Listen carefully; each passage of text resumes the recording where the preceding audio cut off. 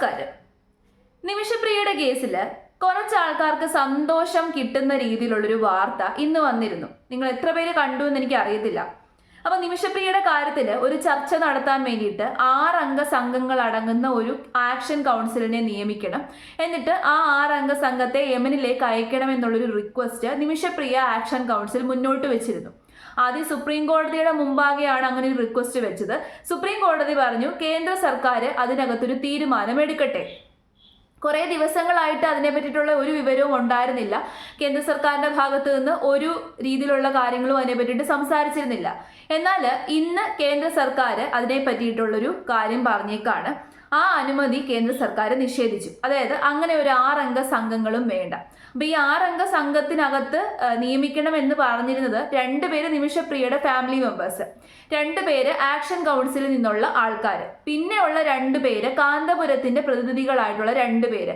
ഇങ്ങനെയുള്ള 6 അംഗ സംഘത്തെ ആയിരുന്നു യമനിലേക്ക് അയക്കണമെന്ന് പറഞ്ഞത്.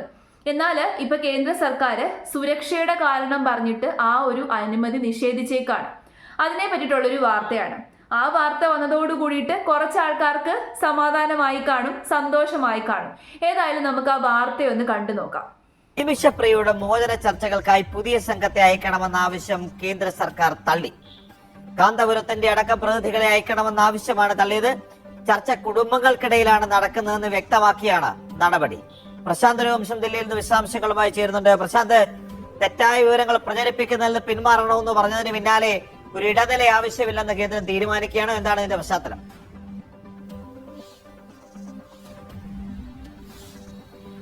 സുരേഷ്, കഴിഞ്ഞ ദിവസം ഒരു ഹർജി സുപ്രീം കോടതിയിൽ എത്തിയിരുന്നു. നമുക്കറിയാം, നിമിഷപ്രിയയുടെ വധശിക്ഷ നടപ്പാക്കാൻ പോകുന്നതിന് തൊട്ടു മുമ്പാണ് ഈ ഒരു ഹർജി സുപ്രീം കോടതിയിൽ എത്തിയത്. പ്രത്യേകിച്ച് സുപ്രീം കോടതിയിൽ ആക്ഷൻ കൗൺസിലിന്റെ ഒരു വിഭാഗമാണ് ഹർജി നൽകിയത്. കേന്ദ്ര സർക്കാരിന്റെ ഭാഗത്തു നിന്ന് സ്വതന്ത്ര ഇടപെടൽ ഈ വിഷയത്തിൽ ഉണ്ടാകണം എന്ന് ചൂണ്ടിക്കാട്ടിയായിരുന്നു ഈ ഹർജി നൽകിയത്. അതിനുശേഷം സുപ്രീം കോടതി കേന്ദ്രത്തിന്റെ നിലപാട് ഈ വിഷയത്തിൽ തേടിയിരുന്നു. പിന്നീടാണ് നിമിഷപ്രിയയുടെ വധശിക്ഷ നീട്ടിവെക്കുന്നു എന്ന വിവരം കോടതിയെ കേന്ദ്ര സർക്കാർ അറിയിച്ചത്. ഇക്കാര്യത്തിലുള്ള തീരുമാനമായിട്ടുണ്ട്. പക്ഷേ നിമിഷപ്രിയയുടെ വധശിക്ഷ നീട്ടിയെങ്കിലും എപ്പോഴിത് നടപ്പാക്കുമെന്നുള്ള തീയതി നിശ്ചയിച്ചിട്ടില്ല. പക്ഷേ ഇതുവരെ കുടുംബം ഇക്കാര്യത്തിലുള്ള ഒരു നിലപാട് പറഞ്ഞിട്ടില്ല. വധശിക്ഷ റദ്ദാക്കാം എന്ന നിലപാടിലേക്ക് ഈ കൊല്ലപ്പെട്ട തലാലിന്റെ കുടുംബം എത്തിയിട്ടില്ല എന്നതാണ് കേന്ദ്ര സർക്കാർ അറിയിച്ചത്. ആ ഒരു സാഹചര്യത്തിൽ ഒരു പ്രത്യേക വെറുതെ അങ്ങ് അനുമതി നിഷേധിക്കുക മാത്രമായിരുന്നില്ല. ഈ ഒരു കാര്യത്തിൽ ഇൻഡയറക്റ്റ് ആയിട്ട് ഒരു കാര്യം കൂടി പറയുന്നുണ്ട്. അതായത് മറ്റുള്ള വ്യക്തികൾ ഈ ഒരു വിഷയത്തിൽ ഇടപെടേണ്ട. നിമിഷപ്രിയയുമായിട്ട് ബന്ധപ്പെട്ട ഫാമിലി മെമ്പേഴ്സ് അല്ലാതെ, അല്ലെന്നുണ്ടെങ്കിൽ ആക്ഷൻ കൗൺസിലുമായിട്ട് ബന്ധപ്പെട്ട ആൾക്കാരല്ലാതെ വേറെ ആരും തന്നെ ഈ ഒരു വിഷയത്തിൽ ഇടപെടേണ്ട. മറ്റാരുടെയും സഹായം ഈ ഒരു വിഷയത്തിൽ വേണ്ട എന്ന് കേന്ദ്ര സർക്കാർ തീർത്ത് പറഞ്ഞേക്കാണ്. അത് ആരെ ഉദ്ദേശിച്ചാണ് എന്ന് നിങ്ങൾക്ക് അറിയാമല്ലോ. പിന്നെ കേന്ദ്രത്തിന്റെ ഭാഗത്ത് നിന്ന് ഇങ്ങനെ ഒരു തീരുമാനം ഉണ്ടാകുമ്പോൾ നമുക്ക് ആർക്കും എതിർക്കാൻ പറ്റത്തില്ല. കാരണം കേന്ദ്രം എന്ത് പറയുന്നോ അതിനനുസരിച്ച് മാത്രമേ നമ്മൾക്കൊക്കെ മുന്നോട്ട് കാര്യങ്ങൾ കൊണ്ടുപോകാൻ വേണ്ടിയിട്ട് പറ്റത്തുള്ളൂ. മറ്റൊരു രാജ്യമാണ്, നമ്മൾ വേറൊരു രാജ്യത്താണ്. അപ്പൊ ഈ രാജ്യത്തിരുന്നു കൊണ്ട് വേറൊരു രാജ്യത്തിന്റെ കാര്യങ്ങളെ പറ്റിയിട്ട് സംസാരിക്കണമെന്നുണ്ടെങ്കിൽ കേന്ദ്രത്തിന്റെ അനുമതി ഉണ്ടായെങ്കിൽ മാത്രമേ പറ്റത്തുള്ളൂ. അപ്പൊ കാന്തപുരത്തിന് ഇനി ഈ ഒരു കാര്യത്തിൽ ഡയറക്റ്റ് ആയിട്ട് ഇൻവോൾവ് ആകാൻ പറ്റത്തില്ല. കേന്ദ്രം പറയാതെ, കേന്ദ്രത്തിന്റെ അനുമതി ഇല്ലാതെ ഇനി അദ്ദേഹത്തിന് ഡയറക്റ്റ് ആയിട്ട് ഇൻവോൾവ് ആകാൻ പറ്റുമെന്ന് എനിക്ക് തോന്നുന്നില്ല. മനഃപൂർവ്വം അദ്ദേഹത്തെ ഈ ഒരു വിഷയത്തിൽ നിന്ന് ഒഴിവാക്കുകയാണ് കാണിച്ചുകൊണ്ടിരിക്കുന്നത്. ഒഴിവാക്കലാണ് നമ്മളിപ്പോൾ കണ്ടുകൊണ്ടിരിക്കുന്നത്. എന്ത് ചെയ്യാൻ പറ്റും? നമുക്കൊന്നും ചെയ്യാൻ പറ്റത്തില്ല. നമുക്ക് ഈ ഒരു വിഷയത്തിൽ ഒന്നും പറയാൻ പറ്റത്തില്ല. ഇപ്പൊ സുരക്ഷാ കാരണങ്ങളാണ് മുന്നോട്ട് വെച്ചേക്കുന്നത്. അങ്ങനെ ഒരു കാരണം കേന്ദ്ര സർക്കാർ പറഞ്ഞു കഴിയുമ്പോൾ നമുക്ക് പിന്നെ എന്തെങ്കിലും ചെയ്യാൻ പറ്റുമോ? ഇല്ല. കേന്ദ്രമാണ് ഈ ഒരു കാര്യത്തിൽ തീരുമാനമെടുക്കേണ്ടത്. എന്ത് ചെയ്യാൻ പറ്റും? ശരിക്കും പറഞ്ഞു കഴിഞ്ഞാൽ കാന്തപുരം ഈ ഒരു വിഷയത്തിൽ ഇടപെട്ടിരുന്നെങ്കിൽ കുറച്ചും കൂടി വേഗത്തിൽ, ഇത്രയെങ്കിലും വേഗത്തിൽ ഈ ഒരു കാര്യം മുന്നോട്ട് പോയത് കാന്തപുരത്തിന്റെ ഇടപെടൽ കൊണ്ട് മാത്രമാണ്. കാരണം ഇത്രയും വർഷങ്ങളായിട്ട്, 8 വർഷങ്ങളായിട്ട് ആക്ഷൻ കൗൺസിലും അതിന്റെ പിന്നിൽ പ്രവർത്തിക്കുന്ന കുറേ ആൾക്കാരും പിന്നെ കുറേ ജെറോമുകളും അങ്ങനെ കുറേ ആൾക്കാർ കിണഞ്ഞ് പരിശ്രമിച്ചിട്ടും നടക്കാത്തൊരു കാര്യം ഒറ്റ നിമിഷം കൊണ്ട് കാന്തപുരം ചെയ്ത് കാണിച്ചു. പക്ഷേ അങ്ങനൊരു കാര്യം ചെയ്ത് കാണിച്ചപ്പോഴേക്കും പല ആൾക്കാരും പേടിച്ചു, പലർക്കും പേടിയായി. പലർക്കും കഴിയാത്തത് ഒരു മനുഷ്യൻ ചെയ്ത് കാണിച്ചപ്പോൾ എല്ലാവരും പേടിക്കത്തില്ലേ?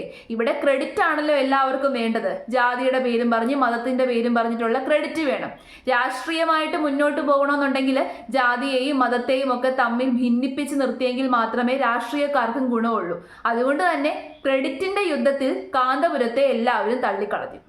ആ ഒരു മധ്യസ്ഥ സംഘത്തിൽ 6 പേർ ഉണ്ടാകണം എന്നായിരുന്നു പ്രധാനമായും നിർദ്ദേശിച്ചത്. ഈ 6 പേരിൽ 2 പേർ കാന്തപുരത്തിന്റെ പ്രതികളായിരിക്കണം, 2 പേർ വിദേശകാര്യ മന്ത്രാലയത്തിന്റെ ഉദ്യോഗസ്ഥരായിരിക്കണം, 2 പേർ ആക്ഷൻ കൗൺസിലിന്റെ പ്രതികളായിരിക്കണം എന്നതായിരുന്നു നിർദ്ദേശം. അങ്ങനെ 6 പേരുടെ പേരുകൾ ഉൾപ്പെടുത്തിക്കൊണ്ട് ഒരു പ്രത്യേക അപേക്ഷ വിദേശകാര്യ മന്ത്രാലയത്തിന് ആക്ഷൻ കൗൺസിൽ നൽകുകയും ചെയ്തിരുന്നു. പ്രത്യേകിച്ച് സുപ്രീം കോടതി തന്നെ ആക്ഷൻ കൗൺസിലിനോട് കേന്ദ്ര സർക്കാരിന് നിർദ്ദേശം നൽകുക അല്ലെങ്കിൽ നിവേദനം നൽകുക, അതിനുശേഷം ഇക്കാര്യത്തിൽ വിരുദ്ധമായ തീരുമാനം കേന്ദ്ര സർക്കാർ കൈക്കൊള്ളും എന്ന് അറിയിക്കുകയായിരുന്നു. അതിന്റെ അടിസ്ഥാനത്തിലാണ് ഇവർ നിവേദനം നൽകിയത്. എന്തായാലും ഇപ്പോൾ കേന്ദ്രം അറിയിച്ചിരിക്കുന്നത് ഈ ഒരു മധ്യസ്ഥ സംഘത്തെ അയക്കാൻ കഴിയില്ല എന്നതാണ്. പല കാരണങ്ങൾ കേന്ദ്രം ഇതിന് ചൂണ്ടിക്കാട്ടിയിട്ടുണ്ട്. ഒന്ന്, ഇപ്പോൾ യമനുമായി പ്രത്യേകിച്ച് സനയിലെ വിഭാഗവുമായി ഇന്ത്യക്ക് ഒരു തരത്തിലുള്ള നയതന്ത്ര ബന്ധവുമില്ല. തൽക്കാലം അവിടെയുള്ള എംബസി റിയാദിലേക്ക് മാറ്റിയിരിക്കുകയാണ്. അതുകൊണ്ട് ആ മേഖലയുമായുള്ള നയതന്ത്ര ബന്ധം ഇല്ലാത്തത് കൊണ്ട് തന്നെ ഇക്കാര്യത്തിൽ കൂടുതൽ നടപടികൾ സ്വീകരിക്കാൻ കഴിയുകയില്ല. 2, അവിടെയുള്ള സുരക്ഷാ സ്ഥിതി ഇന്ത്യക്കാർ അങ്ങോട്ട് പോകുന്നതിനെ യോജിച്ചതല്ല എന്നതാണ് ഇപ്പോൾ വിദേശകാര്യ മന്ത്രാലയം അറിയിക്കുന്നത്. 3, ഇപ്പോൾ എല്ലാ ചർച്ചകളും നടക്കുന്നത് നിമിഷപ്രിയയുടെ കുടുംബവും ഈ കൊല്ലപ്പെട്ട തലാലിന്റെ കുടുംബവും നിമിഷപ്രിയയുടെ കുടുംബം നിശ്ചയിച്ച അല്ലെങ്കിൽ നിർദ്ദേശിച്ച ആൾക്കാരുമായിട്ടാണ്. അതുകൊണ്ട് പുതിയൊരു മധ്യസ്ഥ സംഘം പോകേണ്ട കാര്യമില്ല. കേന്ദ്ര സർക്കാരിന്റെ ഭാഗത്ത് നിന്ന് എല്ലാ ഇന്ത്യക്കാരുടെയും സുരക്ഷയും മറ്റും ഉറപ്പാക്കാനുള്ള നീക്കങ്ങളെല്ലാം നടത്തുന്നുണ്ട് എന്നും ഇതിൽ വിശദീകരിക്കുന്നു. അതായത് കഴിഞ്ഞ ദിവസം കേന്ദ്രം പറഞ്ഞത്, പ്രത്യേകിച്ച് നിമിഷപ്രിയയുടെ കാര്യത്തിലാണെങ്കിൽ കേന്ദ്ര സർക്കാർ ചില വിദേശ രാജ്യങ്ങളുടെയൊക്കെ സഹായത്തോടു കൂടി ചർച്ചകൾ തുടരുകയാണ്. ഇതുവരെയും എന്തെങ്കിലും ഒരു കൊള്ളാം. ഇനി ഈ ഒരു വിഷയത്തിൽ കാന്തപുരം ഇടപെടാതിരിക്കുന്നതായിരിക്കും നല്ലത്. എന്തിനാ ഇടപെട്ടിട്ട് എന്തെങ്കിലും കാര്യമുണ്ടോ? അദ്ദേഹത്തിന് എന്തെങ്കിലും ഒരു നല്ല കാര്യം സംഭവിക്കുന്നുണ്ടോ? അദ്ദേഹത്തിന്റെ പേരും കൂടി മോശമാക്കാമെന്നല്ലാതെ അദ്ദേഹത്തിന് പ്രത്യേകിച്ച് ഒരു ഗുണവും ഇല്ല. പക്ഷെ അദ്ദേഹം ഒരു മാനുഷിക പരിഗണന വെച്ച് ഇടപെട്ടു. ആരും അദ്ദേഹത്തെ പരിഗണിക്കുന്നില്ല. അത്രയും പരിഗണന അദ്ദേഹം കാണിച്ചിട്ട് അദ്ദേഹത്തെ ആരും പരിഗണിക്കുന്നില്ല. അതാണ് ഇപ്പൊ കണ്ടുവരുന്നൊരു സംഭവം. ഇപ്പൊ ഇതോടുകൂടിയിട്ട് ചില അവതാരങ്ങളൊക്കെ തന്നെ തല പൊക്കിയിട്ടുണ്ട്. ഇതുവരെ നമ്മൾ കണ്ടിട്ടില്ലാത്ത കുറെ അവതാരങ്ങളാണ് ക്രെഡിറ്റിന് വേണ്ടിയിട്ട് തല പൊക്കിക്കൊണ്ടുവരുന്നത്. ഒരവതാരത്തെ ഞാൻ നിങ്ങൾക്ക് കാണിച്ചു തരാം. God's grace, I want you to pray. I can't guarantee anything. 21 days I have been there and I am going back tonight. Until Nimisha is released, I am trying. All 5 groups have agreed. Most of the family except Abdul Fattah. Number 2, the leadership of the tribes. Number 3, the Houthi leadership. Number 4, you seeing Sheikh Hamoud, most respected leader, opposition is helping me. And number 5, all the tribal leaders and coordinators. She should have come on 22nd, confirmed. Then 27th. Now, things changed. I can only tell within 2-3 days. Miracles can happen. ഇയാളൊക്കെ ആരാണെന്ന് എനിക്ക് മനസ്സിലാവുന്നില്ല. പോളെന്നോ എങ്ങാണ്ടാണ് ഇയാളുടെ പേര്. പുള്ളിക്കാരൻ ഇത്ര നാൾ എവിടെയായിരുന്നു? ഇത്രയും നാളും തല പൊക്കാത്ത ഒരുപാട് ആൾക്കാർ ഇപ്പൊ തല പൊക്കിക്കൊണ്ട് വരുന്നുണ്ട് ക്രെഡിറ്റിന് വേണ്ടിയിട്ട്. ക്രെഡിറ്റ് മതി, വേറെ ഒന്നും വേണ്ട ഇവർക്കൊന്നും. ക്രെഡിറ്റ് മതി. ഒരു മനുഷ്യൻ ഒരു കാര്യം ചെയ്തപ്പോൾ എല്ലാവർക്കും അതിന്റെ ക്രെഡിറ്റ് വേണം. എല്ലാവരും അയാളെ ഇട്ട് അപമാനിച്ചുകൊണ്ടിരിക്കുകയാണ്. ഇപ്പൊ എല്ലാവരും ടോട്ടലി കാന്തപുരത്തെ അപമാനിച്ചുകൊണ്ടിരിക്കുകയാണ്. അദ്ദേഹം ഏതാണ്ട് വീമ്പ് പറഞ്ഞു, അദ്ദേഹം ഒന്നും ചെയ്തില്ലല്ലോ, ചെയ്യാത്ത കാര്യത്തിന് വീമ്പ് പറഞ്ഞു, ക്രെഡിറ്റ് പറഞ്ഞു എന്നൊക്കെ പറയുന്നുണ്ട്. നമുക്ക് സത്യം എന്താന്നുള്ളത് അറിയത്തില്ല. തുറന്നാരും പറയുന്നില്ല. കാന്തപുരം മാത്രമാണ് പറയുന്നത് ഞാൻ ഇങ്ങനെ ഒരു കാര്യം ചെയ്തിട്ടുണ്ട് എന്ന്. അപ്പം നമ്മൾ മനസ്സിലാക്കേണ്ടത്, ഇത്രയും പബ്ലിക്കായിട്ട് ഇന്ത്യ മുഴുവൻ ഈ ഒരു വിഷയം അറിഞ്ഞു. ഇത്രയും പബ്ലിക്കായിട്ട് ആ മനുഷ്യന് വന്ന് കള്ളം പറയേണ്ട ആവശ്യമുണ്ടോ? അങ്ങനെ കള്ളം പറഞ്ഞു കഴിഞ്ഞാൽ അത് തെറ്റാണ് എന്നറിയുമ്പോൾ തൻ്റെ പേര് തന്നെ പോകുമെന്ന് അദ്ദേഹത്തിന് അറിയാം. അപ്പൊ കള്ളം പറയേണ്ട ആവശ്യമില്ലല്ലോ. അദ്ദേഹം നല്ല രീതിയിൽ ഇടപെടലുകൾ നടത്തിയിട്ടുണ്ട്. അദ്ദേഹം ചർച്ചയ്ക്ക് വേണ്ടിയിട്ട് നല്ല രീതിയിൽ സഹായിച്ചിട്ടുണ്ട്. അദ്ദേഹം കാരണമായിരിക്കാം ആ ഒരു ശിക്ഷ നീട്ടിവെച്ചത്. പക്ഷേ ഇതൊന്നും തുറന്നു പറയത്തില്ല. സത്യം എപ്പോഴും മൂടി വെച്ചുകൊണ്ടിരിക്കും ചില ആൾക്കാർ. പക്ഷെ എന്തെങ്കിലും അത് തുറന്നു വരും. സത്യം എത്ര നാൾ മൂടി വെച്ചാലും കുറച്ച് കഴിയുമ്പോൾ തുറന്നു വരിക തന്നെ ചെയ്യും. ഇപ്പൊ പക്ഷേ അദ്ദേഹത്തിനെ എല്ലാവരും കൂടി അകറ്റി നിർത്തിയേക്കാണ്. അദ്ദേഹത്തെ എല്ലാവരും കൂടി തള്ളി പറഞ്ഞു. അദ്ദേഹത്തിന് ഒരു പരിഗണനയും കൊടുക്കുന്നില്ല. നല്ലത് ആര് ചെയ്തു കഴിഞ്ഞാലും ഇതാണ് അവരുടെ അവസ്ഥ. അവർക്ക് വേണ്ട പരിഗണന ഈ സമൂഹം കൊടുക്കത്തില്ല. എന്ത് ചെയ്യാനാണ്?